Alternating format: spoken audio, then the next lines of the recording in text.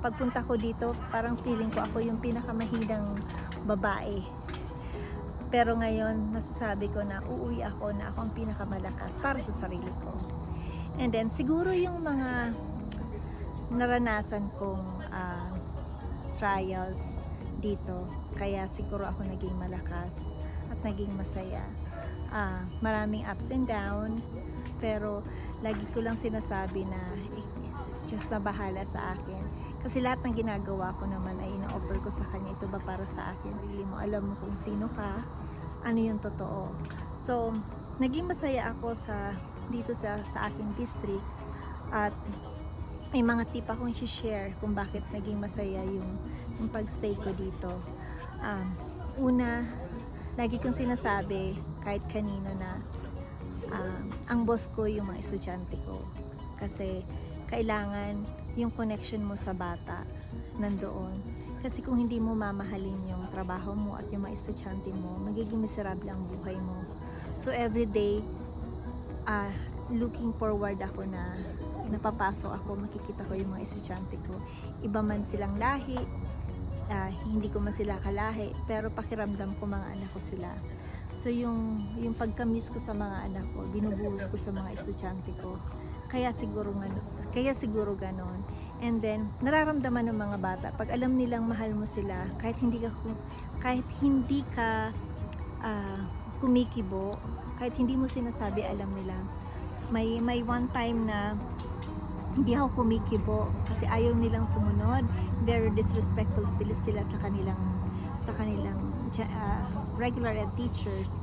So ako, ang ginawa ko, quiet lang ako. And then talagang very quiet ako, hindi ako kumikibo. Pinaramdam ko na hindi ko gustong ginagawa nila. Pero sa iba talaga magto-talk back sila. Pero sa akin talagang totally hindi. So one time may isang bata, wag mong galitin si Miss A. Kasi pag pag nagalit siya, ang term niyang ginamit is parang yung makukonsensya ka, hindi ka makakatulog pag gabi, kinabukasan makikita mo siya. Kaya huwag mo siyang gagalitin kasi hindi ka niya kikibuin. And then masakit yun. Parang pakiramdam ko na yung pagpansin ko sa kanila is parang ang laki ng impact sa kanila. Less naman ako kasi at the end of the year ng aking service sa aking district ay naparangalan naman ako na isa sa kanila na magaling na guro para sa kanila. So hindi ko naman ina-expect yun kasi hindi ko naman alam na isa ako doon. Pero ina-appreciate nila ako. And then, ang isa pang lesson na natutunan ko is mag-save. Dito naging matipid ako kasi mas magastos ako sa Pilipinas. Yung tipong bawat sintimong ginagastos ko, iniisip ko, isi-save ko to kasi para pag-uwi ko, may pera ako.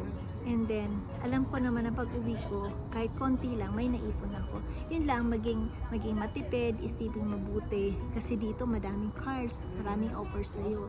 Pero depende na lang sa'yo kung paano mo gagamitin yun. So, maging wise lang tayo sa pera. And then, pakikisama, okay lang makisama, pero piliin lang talaga yung circle of friends na parang magiging positive sa iyo, magiging good impact sa iyo. Pero wag lang kakalimutan na maging mabuti sa kanila. Kahit paggawan ka ng hindi maganda, hindi naman natin ikakabawas kung magiging mabuti pa rin tayo sa kanila. Ang importante, naging mabuti tayo. Sabi nga is ang dami ng unkind na tao, so wag na tayong makisali doon. Siguro yung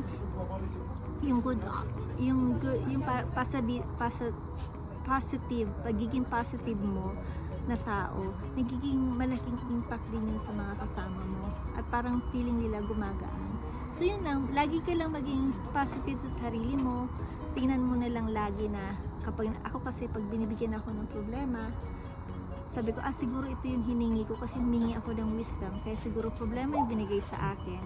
Yung parang gano'n, yung parang lahat ng masamang nangyayari at nasasaktan ako, binibigyan ko ng magandang resulta. And then at the end naman, nabigyan naman ako ng blessing. Sabi ko, ito na nga siguro. So huwag kayong matakot. Kung uwi man kayo, 2 years lang yan. Huwag kayong matakot. So, pahinga lang kayo, balik lang kayo. Ganun lang, pero huwag niyong isipin, huwag kayong gagawa ng isang bagay na makakasira ng name nyo dito sa US. So, congratulations, at para sa hindi pa, sige lang, pray lang, dadating yung para sa inyo. Hindi man ngayon, pero bukas, kayo na rin ang nandito sa lugar ko. Yun lang.